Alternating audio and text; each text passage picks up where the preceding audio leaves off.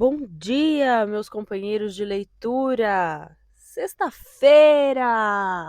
Sexta biográfica. Bem-vindos mais uma vez ao canal. Deixa eu avisar já rapidinho. Eu tô gravando hoje num lugar meio barulhento, então me desculpem por barulhos, ruídos estranhos ao da leitura do livro, tá? Eu tô gravando até com o microfone um pouquinho mais próximo à minha boca para que os ruídos não interfiram tanto assim. Mas vamos lá. Como vocês passaram a semana? O final de semana, como vocês têm passado todos esses dias? Acabou agosto, bem-vindo setembro. Nossa, eu tô me sentindo a radialista. Bom, pessoal, muito obrigada pela companhia de vocês em mais um dia de leitura e mais uma semana. Tá batendo quase um ano já que eu tô lendo os livros, alguns dos meus livros favoritos aqui para vocês. E eu quero agradecer muito, muito a companhia, principalmente a companhia de cada um de vocês. Quem tá aqui desde o comecinho, no ano passado, André, Isis, Mara. Tem mais gente agora, eu tô gravando, mas eu não tô lembrando o nome de todo mundo. Mas, de qualquer forma, muito, muito obrigada a cada um de vocês que estão aqui me acompanhando, deixando a mensagem, deixando o like, compartilhando o vídeo. Muito, muito obrigada mesmo, de coração. E vamos começar? A gente está conhecendo um pouco a história do nosso primeiro imperador, Dom Pedro I. O livro, essa biografia, é do autor paulistano Paulo Resutti. Tá aqui no card o link para o canal dele. Ele produz conteúdo muito, muito interessante, muito bom. Pesquisas que a gente não tem nos livros da escola e muito diferentes do que o que a gente aprendeu na escola. Eu nunca tive uma leitura sobre os nossos imperadores com tantos detalhes, tão humanizada quanto a que o Paulo faz, quanto a que o Paulo traz pra gente nos livros dele. É muito legal. Então, super indico que vocês acompanhem o canal dele. Ele sempre traz conteúdo de muita qualidade. Bom, é isso. Olha, que introdução longuíssima, né? Vamos começar?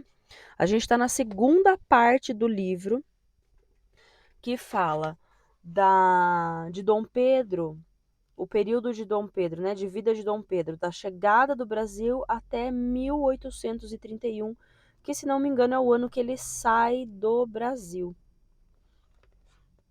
Ok? Vamos lá então. Tomando as rédeas do destino. Após casar-se com Dona Leopoldina, Dom Pedro passou a ter alguém com quem efetivamente podia contar.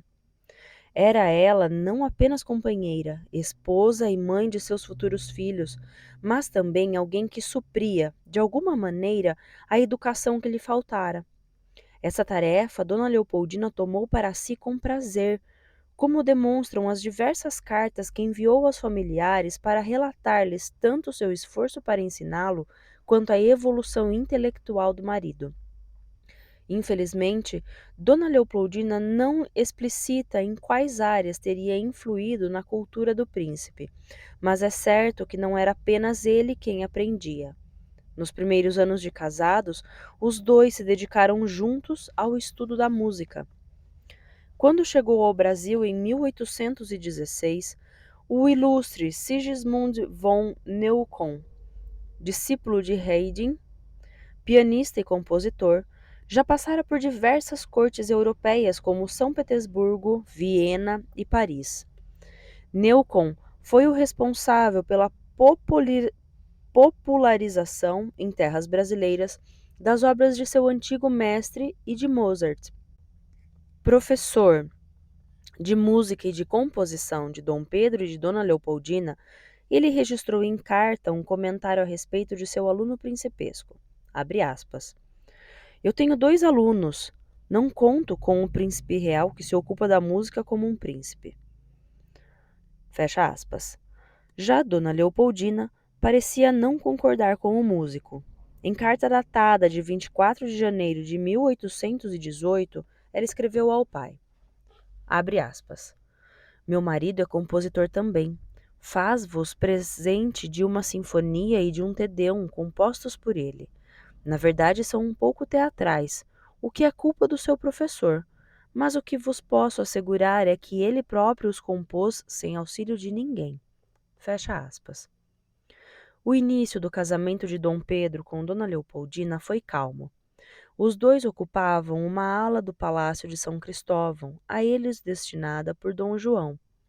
Nesse período, Dom Pedro, com a ajuda da esposa e uns professores esporádicos, continuava a ser educado, abre aspas, como um príncipe, fecha aspas.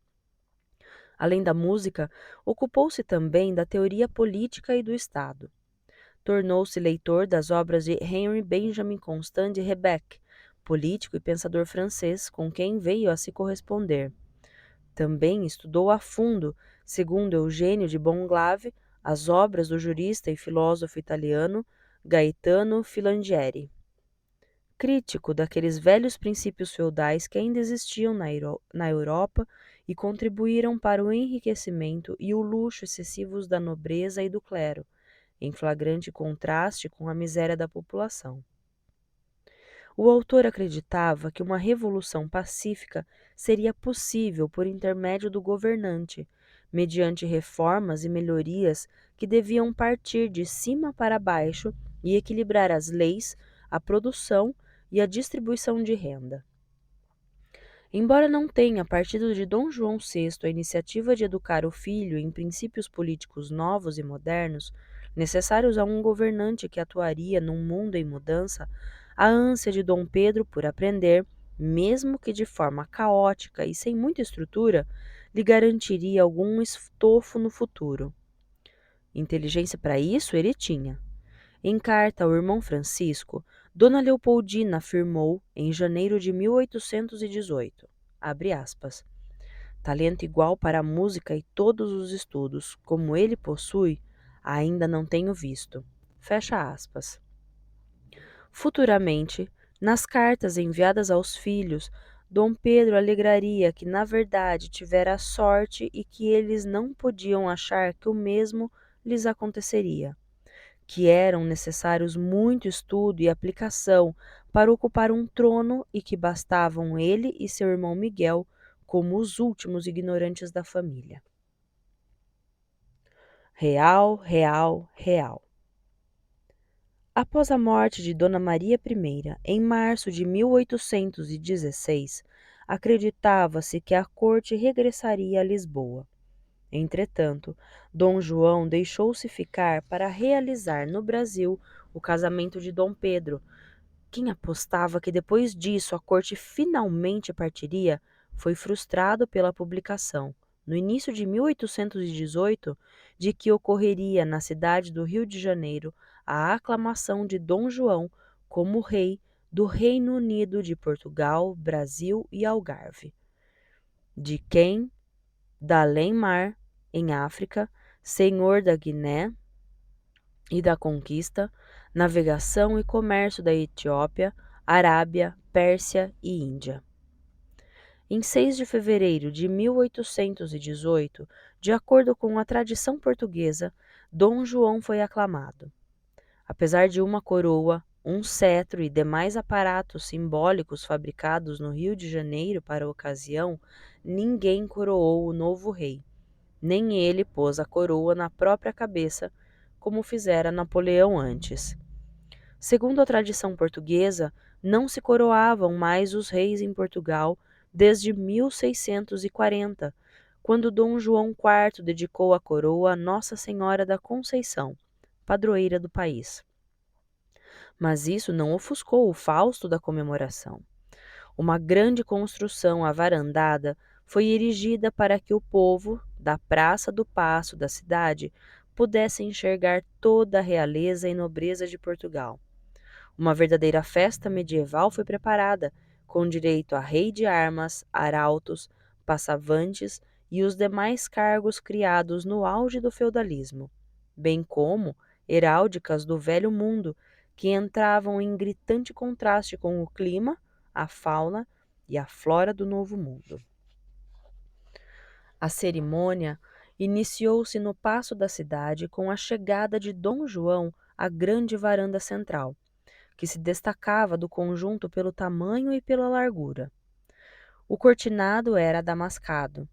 Diante de si, o rei tinha os 2 filhos, Dom Pedro e Dom Miguel, este último ocupando o posto de condestável do reino. Assistiu a toda a cerimônia com a espada desembainhada e sustentada pelas mãos diante do rosto, como que para defender o rei e o reino a qualquer momento.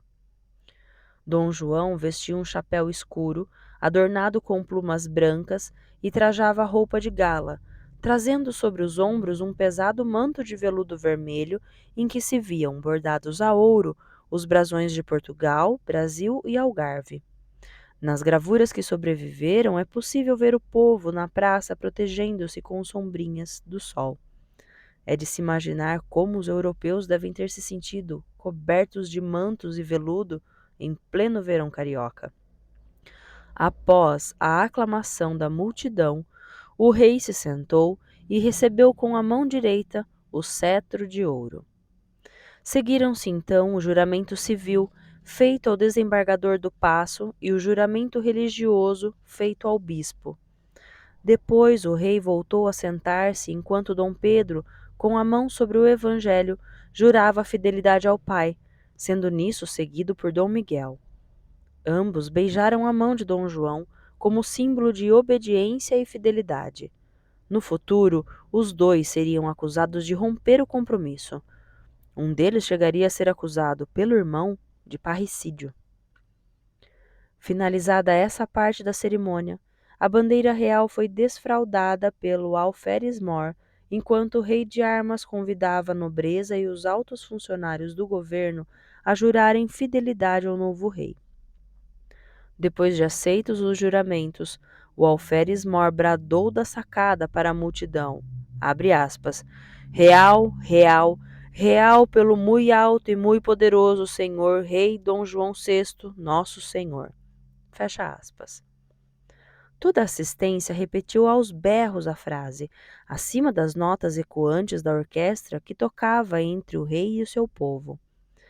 A festa seguiria por 3 dias no Rio de Janeiro, com direito a fogos de artifício em praças públicas, celebrações populares e ruas e casas inteiramente decoradas com lanternas que iluminavam toda a cidade à noite. Por ocasião dos festejos, Dom Pedro saudou o novo rei, seu pai, evocando a Eneida de Virgílio, obra que viera lendo no navio que os trouxera a salvo para o Brasil. Abre aspas. A posteridade, essa posteridade incorruptível que não poupa nem os reis, notará em vossa majestade um número infinito de pontos de contato morais e políticos com o herói da Eneida.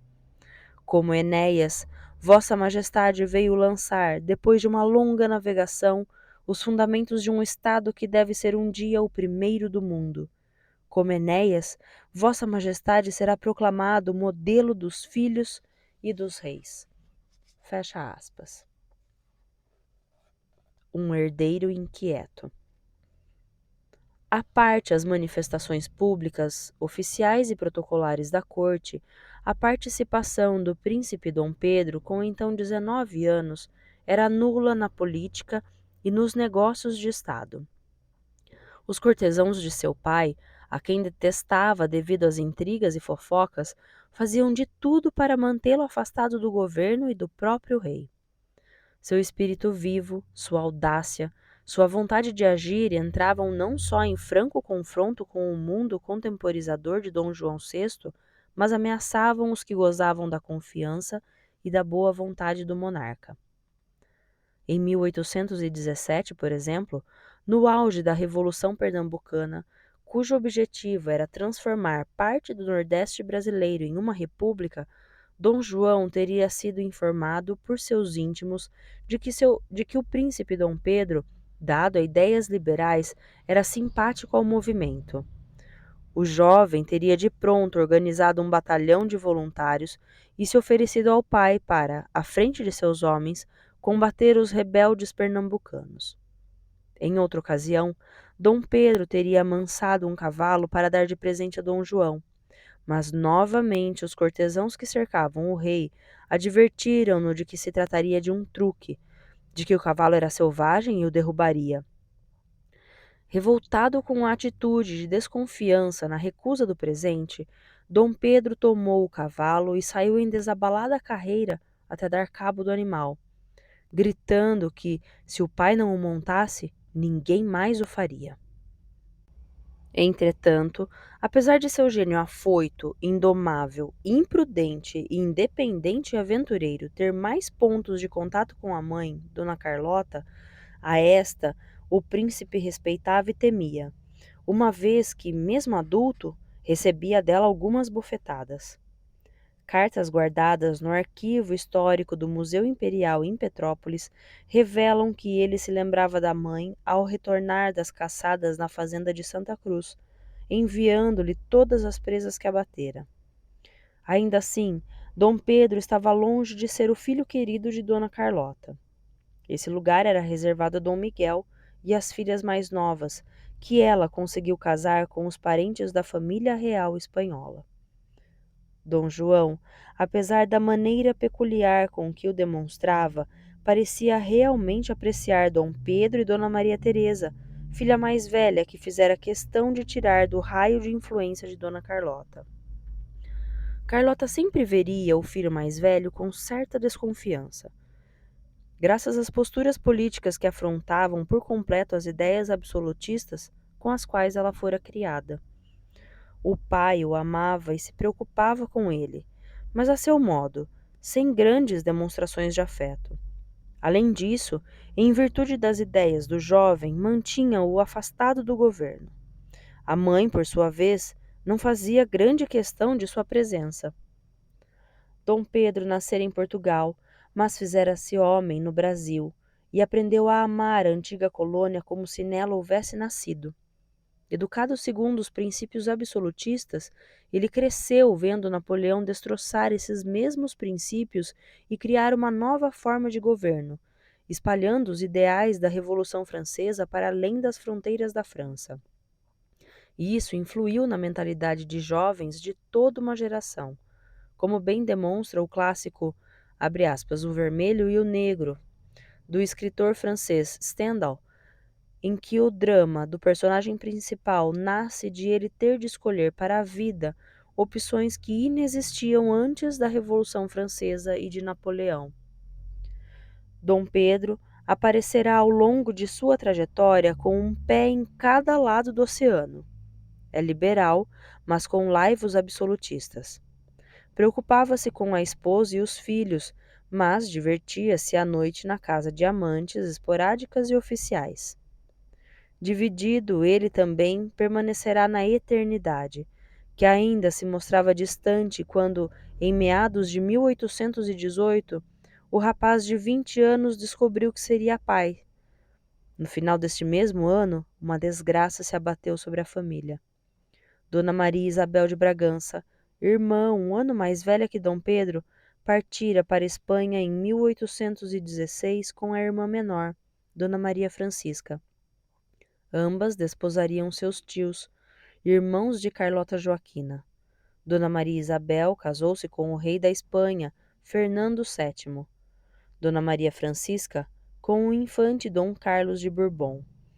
Em dezembro de 1818, durante um parto difícil e prolongado, Maria Isabel, já debilitada pelo grande esforço, teve um ataque epilético e entrou em coma. Isso não foi percebido pelos médicos, que, na ânsia de salvarem o bebê, retalharam seu ventre numa cesariana desastrada. A rainha voltou à lucidez berrando de dor, e tanto Dona Maria Isabel quanto a criança morreram em poucas horas. Os espanhóis, que devem a ela a criação do Museu do Prado, apelidaram-na de, abre aspas, a rainha que morreu 2 vezes. Fecha aspas. Uma nova herdeira. Ainda abalados com a morte da infanta, os Bragança se reuniram para o parto do primeiro filho de Dom Pedro com Dona Leopoldina. Nascido no Palácio de São Cristóvão, na Quinta da Boa Vista, às 5 da tarde de 4 de abril de 1819. A menina recebeu o nome de Dona Maria da Glória Joana Carlota Leopoldina da Cruz Francisca Xavier de Paula Isidora Micaela Rafaela Gonzaga.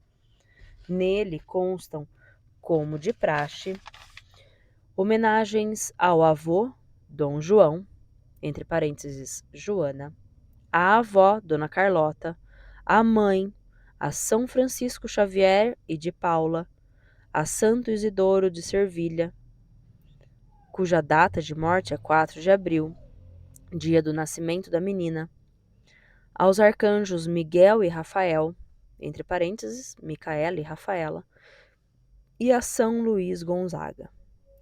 A criança recebeu o título de Princesa da Beira, herdeira do Reino Unido do Brasil, Portugal e Algarve, e subiria ao trono português com o título de Dona Maria II. Batizada no Rio de Janeiro, ela foi consagrada pelo avô Dom João VI a Nossa Senhora da Glória do Outeiro, para cuja igreja levou a menina nos braços, inaugurando uma tradição na família dos Bragança.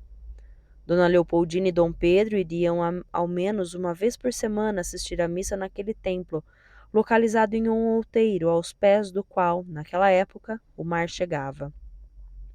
Novamente, diversas festas e comemorações se seguiram não só no Rio de Janeiro, como também em todo o mundo lusitano, que recebeu indultos, liberdades e graças por ocasião do nascimento real. Revolução do Porto. Enquanto isso, gestava-se na Espanha uma revolução contra o absolutismo do rei Dom Fernando VII.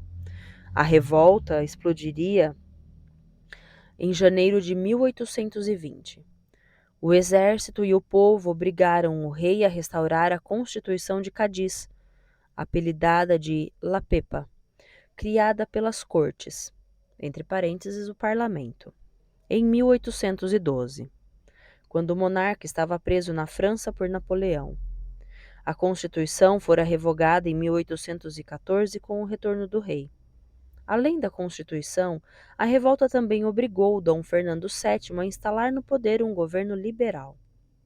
Enquanto isso, do outro lado da fronteira espanhola, os portugueses estavam sendo virtualmente governados pelo marechal britânico William Carr Beresford, que assumira o comando do exército português. A tutela inglesa a Portugal buscava evitar que a Espanha invadisse o reino lusitano em retaliação à perda da Cisplatina, incorporada por Dom João VI ao Brasil. Entretanto, o Marechal Beresford não podia impedir que os ideais liberais e constitucionais chegassem à nação, com as finanças prejudicadas pela quebra do monopólio comercial com o Brasil. Os portugueses, empobrecidos e com o exército com soldos atrasados, ambos abandonados pelo rei e desesperançados, passaram a ver na mudança de governo, ou numa nova União Ibérica sob a coroa espanhola, a saída para a situação em que a nação se encontrava. Beresford chegou a atravessar novamente o Atlântico e, em maio de 1820, desembarcou no Rio de Janeiro para intimar Dom João a voltar para Portugal. Além de todos os problemas existentes no país, ele não podia mais continuar no posto, pois fora nomeado governador de Jersey pela coroa britânica. Dom João não partilhava da mesma urgência que Beresford queria dar aos negócios lusitanos. Ele chegou a convidar o militar para inspecionar as fortificações brasileiras, mas voltou atrás depois que o ministro plenipotenciário da Grã-Bretanha, no Rio de Janeiro, aconselhou que, se nem o rei nem nenhum membro da família real fosse para Portugal, seria melhor permitir que Beresford retornasse. Caso eclodisse uma revolução no reino europeu, o comandante do exército ao menos estaria lá.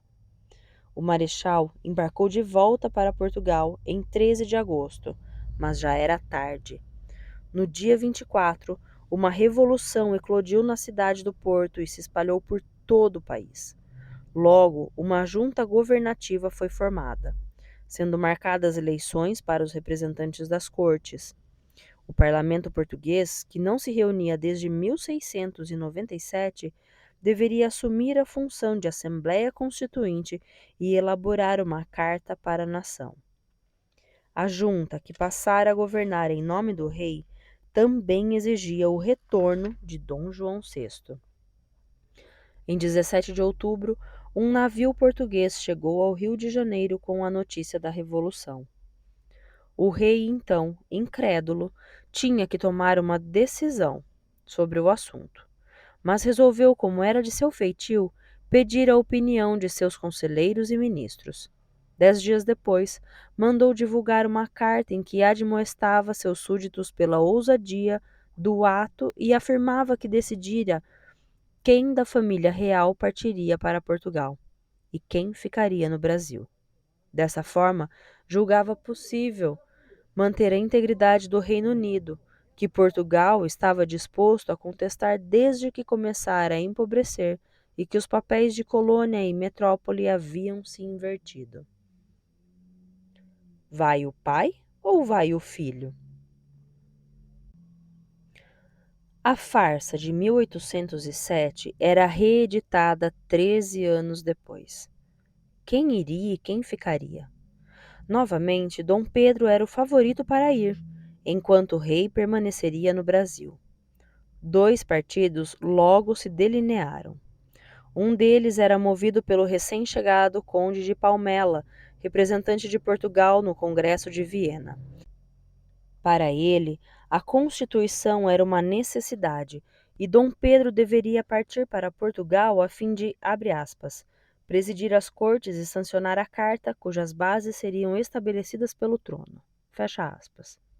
O outro, bem representado pelo advogado português Tomás Antônio, conselheiro de Dom João, achava que todos deveriam ficar no Brasil, protegendo-se da, abre aspas, loucura, fecha aspas, que tomara conta de Portugal.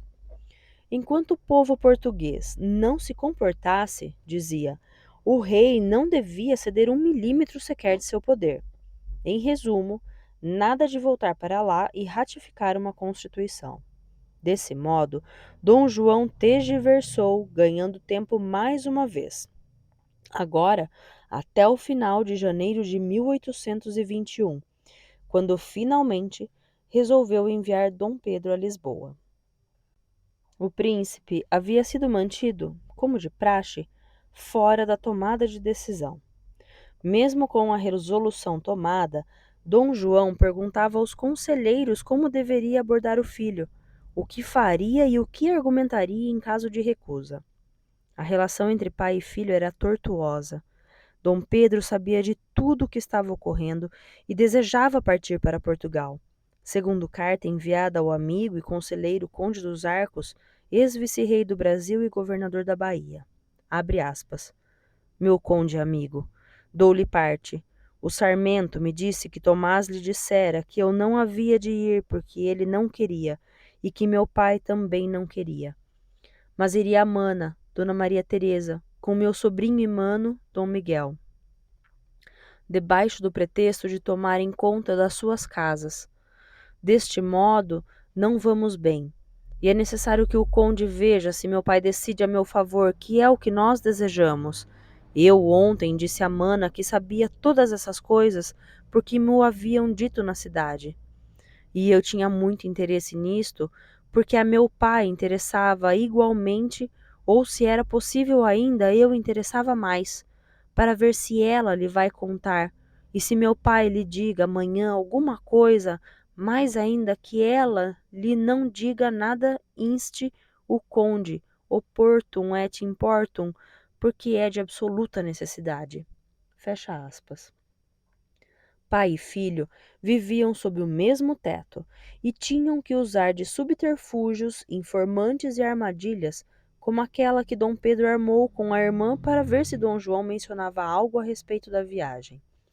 O respeito e o temor paternal, no que toca à falta de comunicação, faziam as famílias da época se assemelharem bastante as famílias disfuncionais atuais.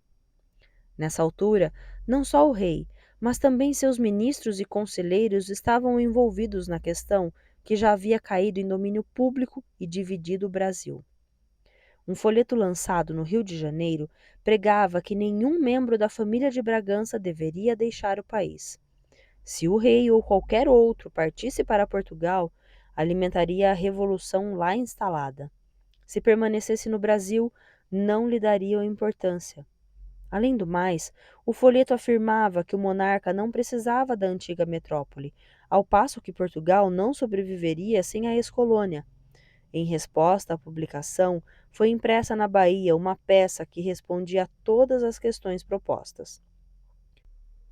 Esse novo folheto alegava que sem os portugueses, o Brasil estaria nas mãos dos estrangeiros, que exauririam todas as riquezas da nação e transformariam os brasileiros em escravos. Tal impresso era totalmente favorável à Constituinte portuguesa, ao contrário do que fora publicado no Rio de Janeiro, que pedia tanto a continuação do regime absolutista quanto a permanência da família real. Além de todos os prós e contras expostos, a Revolução do Porto promoveu no Brasil uma crise entre portugueses e brasileiros. Se os portugueses na Europa já estavam fartos de serem governados pela ex-colônia, esta, por sua vez, não tinha qualquer desejo de voltar novamente, após 13 anos como sede da coroa, à sua antiga condição. Assim, como verificado entre os ministros, os conselheiros do rei e o povo das duas nações, a divisão de pensamento também encontrava lugar dentro da própria família real. Dona Leopoldina, novamente grávida, assistia a tudo e lançava à irmã seu veredito. Abre aspas. Meu esposo pensa segundo os novos princípios e meu sogro segundo os bons e verdadeiros. Fecha aspas. Os verdadeiros e bons princípios a que se referia eram os do absolutismo, em que ela nascera e fora criada. Diante da indecisão de Dom João, a Inglaterra e a Áustria começaram a pressioná-lo. O ministro plenipotenciário da Áustria, Stirner, era favorável à ida de Dom Pedro a Portugal e desconfiava, segundo o despacho enviado a Metternich, que Dom João era, abre aspas, tão arguto quanto falso. Fecha aspas. Tanto ele quanto o ministro inglês Thornton conseguiram que Dom João concordasse com a partida, mas o monarca impôs, como condição, que apenas o filho partisse. Dona Leopoldina e a princesinha Dona Maria da Glória ficariam no Brasil, junto com o restante da família. Sturmer comunicou a Viena que desconfiava da solução. O ministro austríaco achava que seu objetivo era a desistência do príncipe de partir, no intuito de ter a seu lado a esposa e a filha, ou a submissão total do rapaz ao pai, que teria como reféns a nora e os netos. Ao diplomata, Dom João chegou a questionar, abre aspas, e se, quando meu filho chegar a Portugal, e o aclamarem rei? Fecha aspas. Enquanto isso, a união de todas as províncias brasileiras sob o poder do rei vacilava. Um levante, em janeiro, no Pará, seguido de outro em fevereiro, na Bahia, romperam a unidade governamental do Brasil. Ambas as províncias aderiram ao novo governo instalado em Portugal e às Cortes de Lisboa, tornando-se favoráveis à Constituinte. As notícias das rebeliões só chegaram ao Rio de Janeiro na segunda quinzena de fevereiro de 1821. Dom Pedro, apesar da ânsia em partir para Portugal, não deixaria a esposa. Tentou ganhar tempo junto ao conde de Palmela, pedindo ao ministro dos Negócios Estrangeiros e ao diplomata austríaco Sturmer que intercedessem junto a Dom João para que a partida fosse adiada até o nascimento do filho, a fim de que ele e a esposa fossem juntos para Portugal.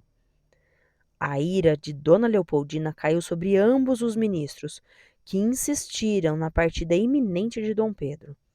Tratava-se, afinal, de medida urgente, dado que até as províncias brasileiras juntavam-se à causa de Portugal. Tanto Palmela quanto Sturmer garantiram que fariam de tudo para que a esposa se juntasse ao príncipe depois de ter o bebê. Palmela receava que Dom João, com seu hábito de tomar todas as decisões vagarosamente, desse para trás. Sturmer, por sua vez, tentava evitar, sem permissão de Dona Leopoldina, que se a coroa perdesse Portugal, ela fosse considerada culpada, uma vez que não deixara o marido partir sozinho. No entanto, as coisas seriam resolvidas entre o próprio casal, conforme relata Dona Leopoldina em carta ao capitão von Schaffer, a quem solicita ajuda.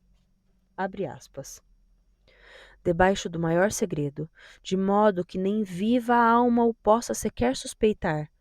Tenha o Senhor a bondade de fretar para mim uma embarcação que zarpe brevemente para Portugal, visto que meu esposo deve seguir dentro de 3 dias, e eu devo ficar aqui por tempo indeterminado por motivos que não estou autorizada a divulgar. Não mos permitem. Sou obrigada a procurar minha salvação na fuga legitimada pelo consentimento do meu esposo.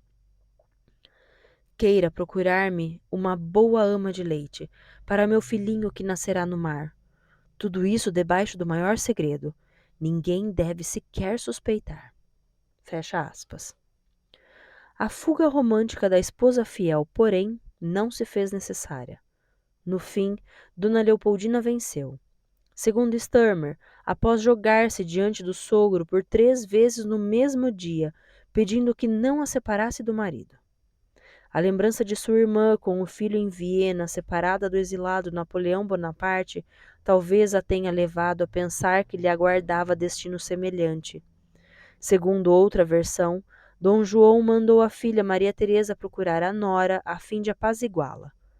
Pediu que lhe informasse que na verdade nunca tivera a real intenção de mandar Dom Pedro a Portugal e que tudo não passara de uma manobra para ganhar tempo. Dom Pedro mostrara certa dubiedade durante todo o processo de decisão quanto à partida. Inicialmente entusiasmado, seu ímpeto, talvez pela insistência do pai em que ele fosse sozinho e deixasse a mulher e os filhos no Brasil, arrefeceu mesmo após a promessa de que só iria após o parto da esposa e em sua companhia. Ao que parece, algo nesse interim pode ter acontecido e feito o príncipe mudar de ideia, desejando permanecer no Brasil.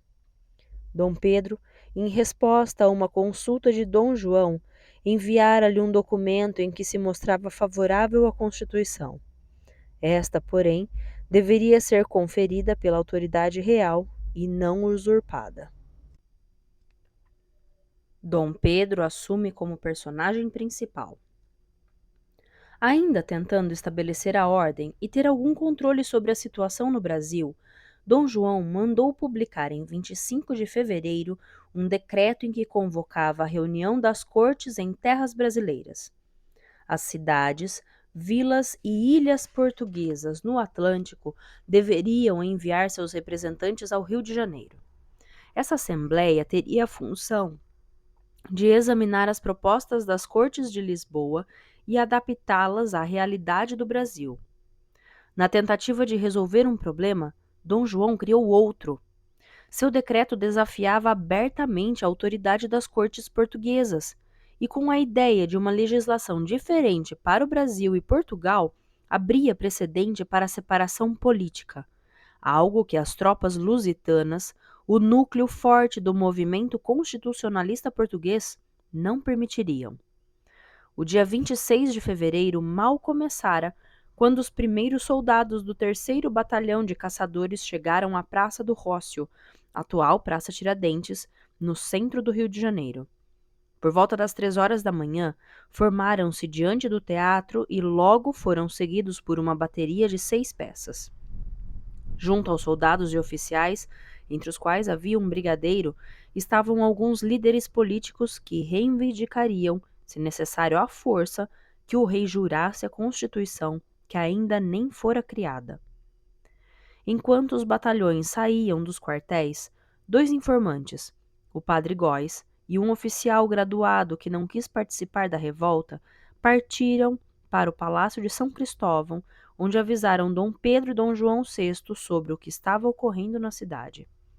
Dom João, tão vagaroso em suas decisões, demonstrou uma rapidez que quase ninguém seria capaz de reconhecer, mas que revela como, por trás de seu modo de fazer as coisas, algum método existia. Ele ordenou que Dom Pedro partisse a cavalo até a residência do ministro Tomás Antônio, onde havia um decreto que mandara preparar em caso de emergência. Nele, o rei prometia aderir e adotar para o Reino do Brasil a Constituição que as Cortes de Lisboa elaborassem, ressalvadas as mudanças que deveriam ser feitas. Dom Pedro, cavaleiro exímio, chegou a galope à praça do Teatro Real por volta das 5 horas da manhã. Ao descer do cavalo, foi saudado pelos soldados. Com ar confiante e marcial, dirigiu-se ao pórtico do teatro, em cujo saguão reuniam-se os líderes do movimento. Abre aspas. Está tudo resolvido. Fecha aspas. Teria dito, exibindo o decreto assinado pelo rei e datado do dia 24. Abre aspas. As tropas podem recolher-se aos seus quartéis e os oficiais podem ir beijar a mão do meu augusto pai. Fecha aspas. O príncipe, no entanto, havia se enganado. Durante a leitura, interrompeu o amigo, o padre e advogado português Marcelino José Alves Macamboa, que dizia que o que eles queriam era a Constituição tal qual feita em Portugal. Isto é, uma Constituição única para as duas nações. O rei, além disso, deveria jurar em público que respeitaria a Constituição portuguesa sem qualquer reserva. Por fim, eles exigiram que todo o ministério fosse demitido e que uma junta governamental com 13 fosse organizada.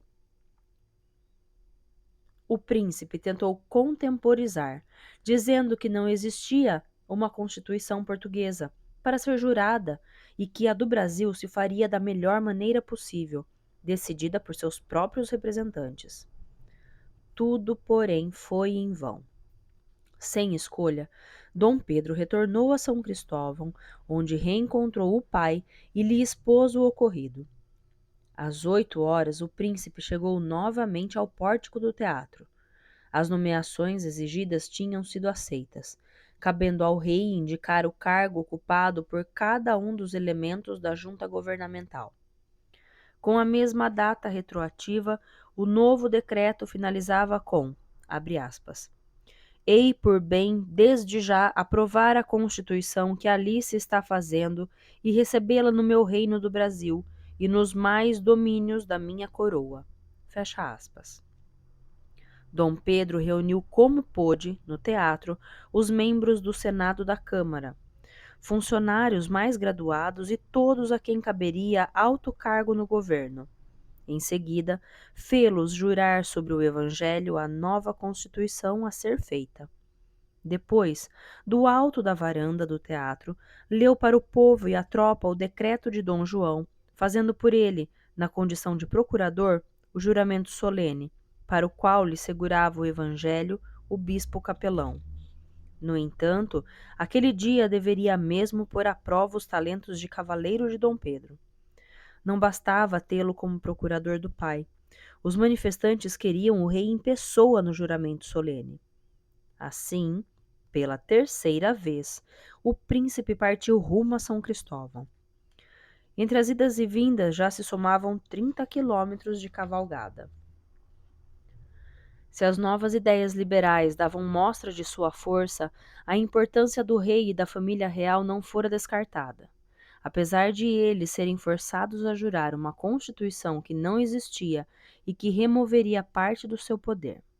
A autoridade régia nunca mais seria a mesma depois do dia em que Dom João se viu obrigado a obedecer à tropa e ao povo amotinados, mas ainda assim o viam como um líder, mesmo que simbólico.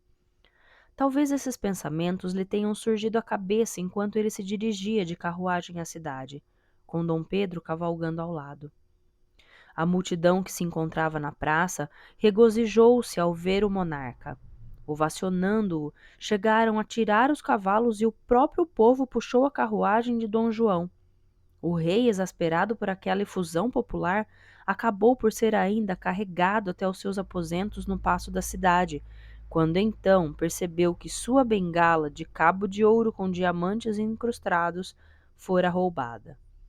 No mesmo prédio em que ele fora aclamado rei, estava agora jurando, com a maior estoicidade possível, uma constituição que lhe tirava o absolutismo das mãos. Ao menos conservaria o trono e a cabeça. Ao seu lado estava toda a família real, inclusive Dona Carlota, que parecia contente com tudo o que estava ocorrendo.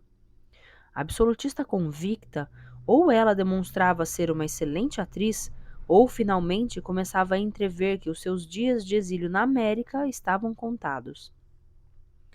Apesar de os ministros da Inglaterra e da Áustria oficiarem a seus países que o príncipe Dom Pedro tomara controle da situação na praça, pois também era um dos conspiradores, não existe prova concreta quanto a isso.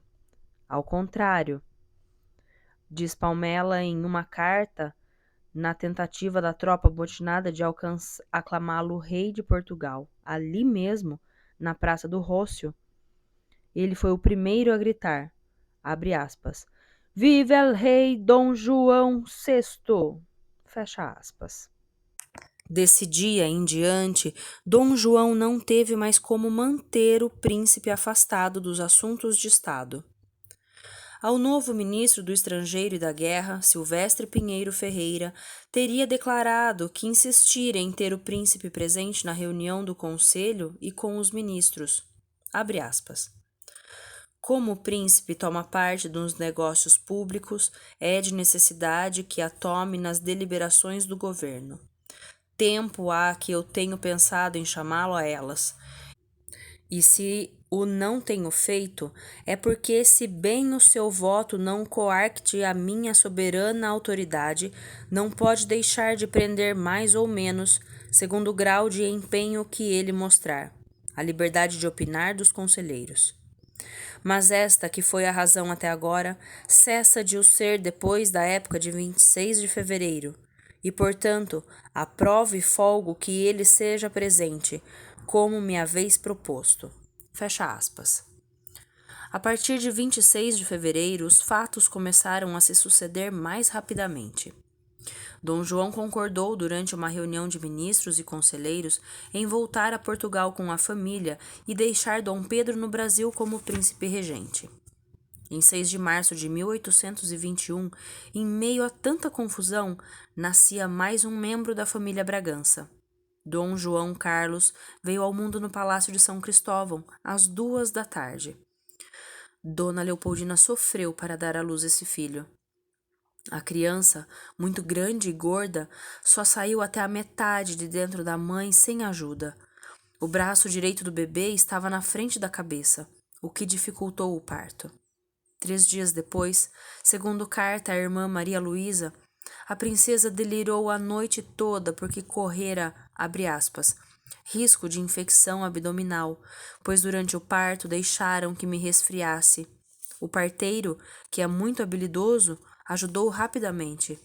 Agora estamos bem, eu e meu filho, embora ele tenha tido convulsões. Fecha aspas. A criança nascera, assim como o pai, com epilepsia. Em outro trecho da carta, Dona Leopoldina contou o novo drama vivido pelo casal. Abre aspas. Já deves ter ouvido de todos os acontecimentos constitucionais ocorridos nos estados portugueses.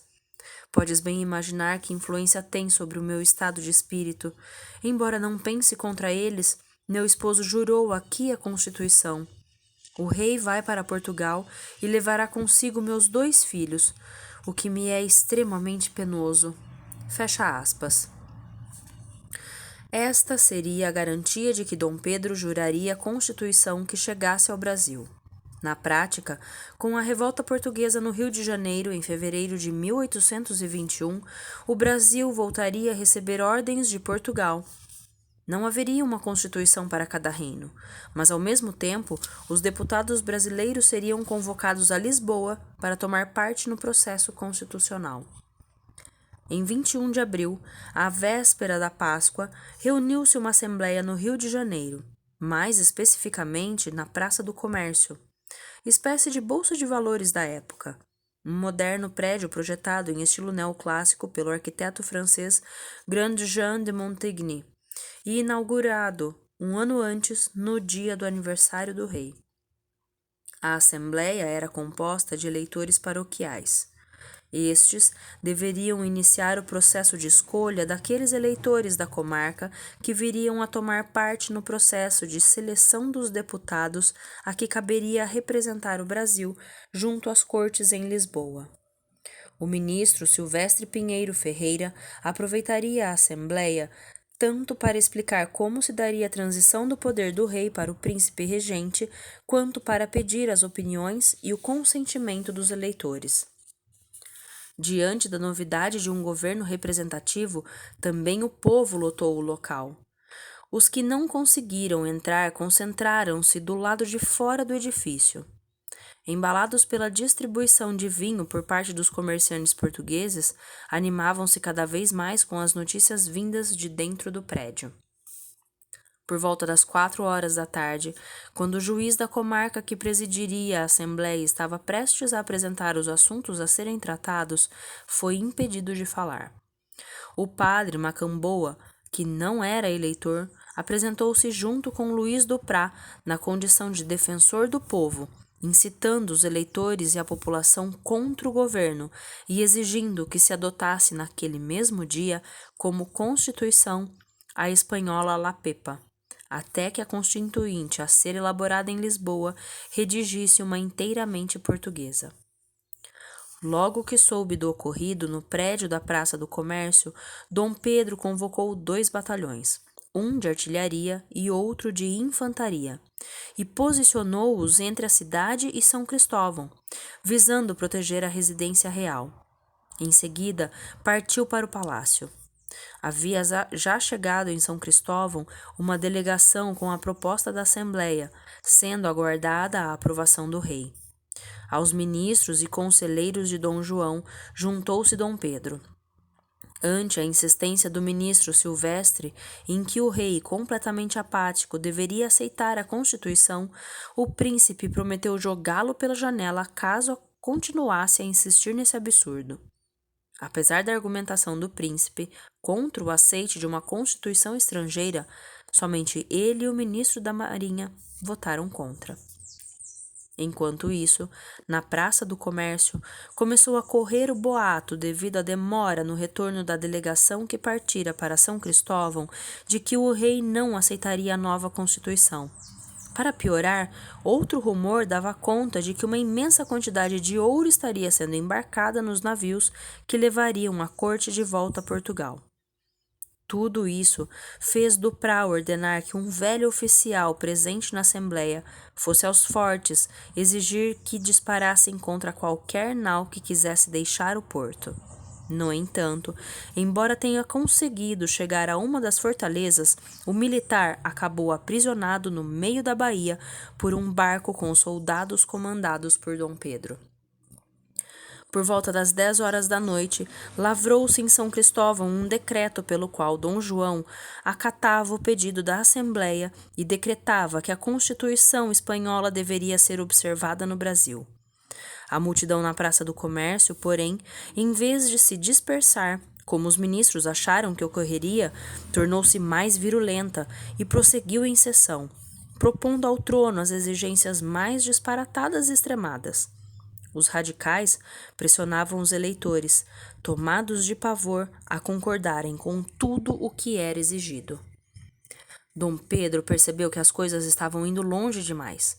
Quem ditava as regras e o que deveria ser feito, por exemplo, bem como aqueles que deveriam ser os ministros que ajudariam o príncipe regente a governar o Brasil, não eram pessoas eleitas, mas demagogos que haviam transformado a Assembleia em um barril de pólvora prestes a estourar.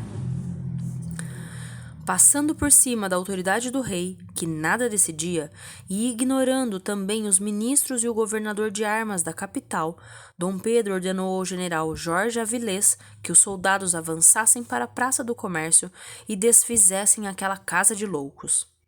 De início, pensou-se que apenas a presença do exército no local já faria a multidão se dispersar. Mas então um primeiro tiro foi dado, e um soldado acabou morto.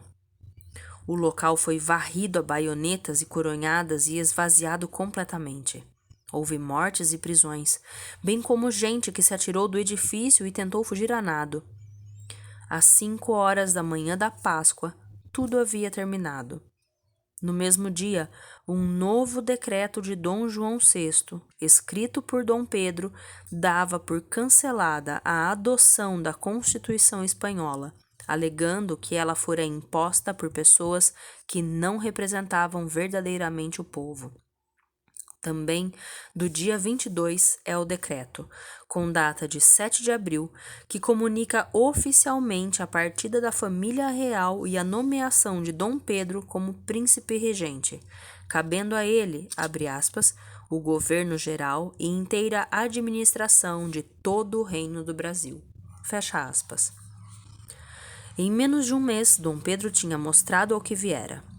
Ele saiu das cavalariças e tavernas para assumir um destacado lugar de mando, com todos os defeitos, qualidades e grosserias que lhe eram imputados e por si próprio reconhecidos. Sempre seria um príncipe constitucionalista, com toda a problemática envolvida por quem foi educado para ser um absolutista. Sentimentos e ideias se confrontariam a todo momento. Personalista, dado a laivos voluntariosos que chegavam às raias do egocentrismo, Dom Pedro tentaria, da forma que lhe pareceria correta, governar à luz das novas ideias liberais. Mas mesmo isso foi feito a seu jeito. Ele não teria paciência para demagogos e aventureiros políticos como Duprat e o padre Macamboa, que quase fizeram estourar uma revolução. No final das contas, Dom João não levaria os netos para a Europa. Eles continuariam no Brasil, junto com Dom Pedro e Dona Leopoldina. O rei, ou, abre aspas, rei velho, fecha aspas, como anos depois viria a ser lembrado com certo ar saudosista por alguns de seus antigos súditos brasileiros, embarcaria então para Portugal após revolucionar o Brasil em 25 de abril, aniversário de Dona Carlota. Assim como ocorrera em Lisboa, no ano de 1808, não houve grandes demonstrações de despedida, e o embarque foi realizado de madrugada. Junto com Dom João, partiram mais de 4.000 pessoas, entre as quais funcionários, criados, ministros, diplomatas e suas famílias. Antes do embarque, no dia 24, pai e filho teriam travado a última conversa privada de suas vidas. Dom Pedro a rememoraria em carta a Dom João datada de 19 de junho de 1822. Abre aspas. Eu ainda me lembro e me lembrarei sempre do que Vossa Majestade me disse antes de partir 2 dias no seu quarto. Pedro, se o Brasil se separar, antes seja por ti, que me hás de respeitar, do que para algum desses aventureiros. Fecha aspas. Muito bem, meus amigos de leitura. E aí? Eu sempre falo isso, né? E aí? Pessoal, essa é mais uma parte da história da nossa pátria, da nossa nação. Então agora, nesse bloco nesse trecho, né, nessa parte, a gente leu e vivenciou um pouquinho das decisões políticas, das primeiras decisões políticas e posicionamentos de Dom Pedro. Me contem aí, tá sendo surpreendente para vocês saberem por esse lado do que aconteceu naquela época? Ou não? Uma coisa que me chamou a atenção agora no final dessa leitura é a afirmação de Dom Pedro, né? Que aqueles aventureiros políticos não representavam realmente o Brasil, não representavam realmente o povo. Lembrando que naquela época os representantes eram as pessoas mais ricas e letradas do país, né? Do reino. Então o povo também não estava sendo representado. Mas tudo bem, era o que se entendia naquela época. Muito obrigada por vocês me acompanharem até aqui. Tenham uma sexta-feira abençoada e maravilhosa. Um ótimo final de semana. A gente se encontra novamente na semana que vem. Quarta-feira tem Ramsés, A Dama de Abu Simbel. Quinta-feira tem As Brumas de Avalon, livro 2, A Grande Rainha. Sexta-feira, biográfica, Dom Pedro, a História Não Contada, com mais um trecho da segunda parte do livro. Um grande beijo para vocês, espero vocês. Tchau!